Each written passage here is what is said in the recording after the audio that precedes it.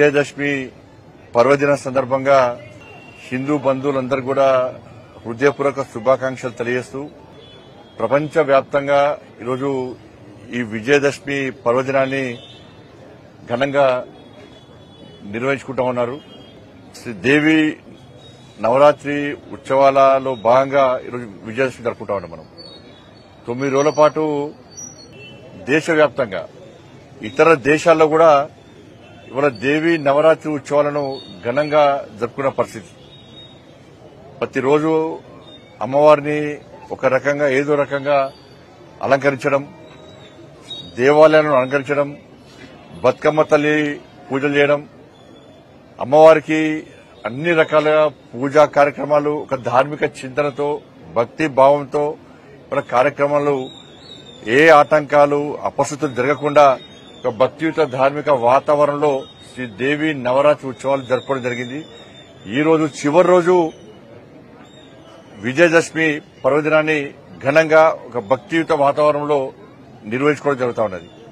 ఈ సందర్భంగా ఆ తల్లిని వేడుకుంటున్నా, ప్రజలు సుభిక్షంగా ఉండాలని చెప్పి స్వార్థాన్ని వీడి కల్మషాన్ని వీడి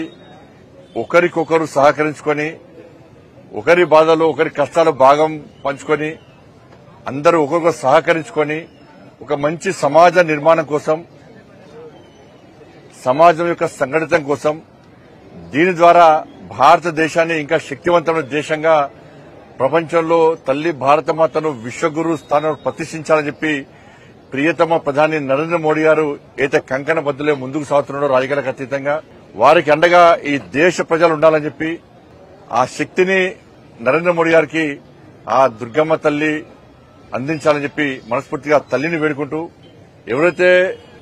వాళ్ళ కోరికలు కోరినో తల్లిని ఆ కోరికలన్నీ తీర్చాలని చెప్పి దేశ ప్రజలందరూ కూడా వాళ్ళ కష్టాలన్నీ తొలగిపోయి ఒక ప్రశాంతమైన వాతావరణంలో నిత్య జీవితం వారు గడిపే విధంగా ఆ తల్లి ఆశీర్వదించాలని చెప్పి ఒక్కరి కోసం కాకుండా అందరి కోసం ఒకరికొకరు అన్నిట్లో భాగం పంచుకొని కష్టాల సుఖాల్లో కలిసిమెలిసి జీవించే విధంగా ఒక మంచి సమాజ నిర్మాణం కోసం అందరం కష్టపడి పనిచేయాలని చెప్పి అటువంటి శక్తిని ఆలోచనను ఆ తల్లి ప్రతి ఒక్కరికి కల్పించాలని చెప్పి మనస్ఫూర్తిగా అందరూ వేడుకుంటూ అందరూ నిండు నూరేళ్లు ఆయుర ఆరోగ్యాలతో ఒక ప్రశాంతమైన జీవితం గడిపి మీరు అనుకున్న కోరికలను తీర్చాలని చెప్పి ఆ తల్లిని వేడుకుంటూ మరొకసారి అందరికీ విజయదశమి పర్వదిన సందర్భంగా అందరికీ హృదయపూర్వక శుభాకాంక్షలు.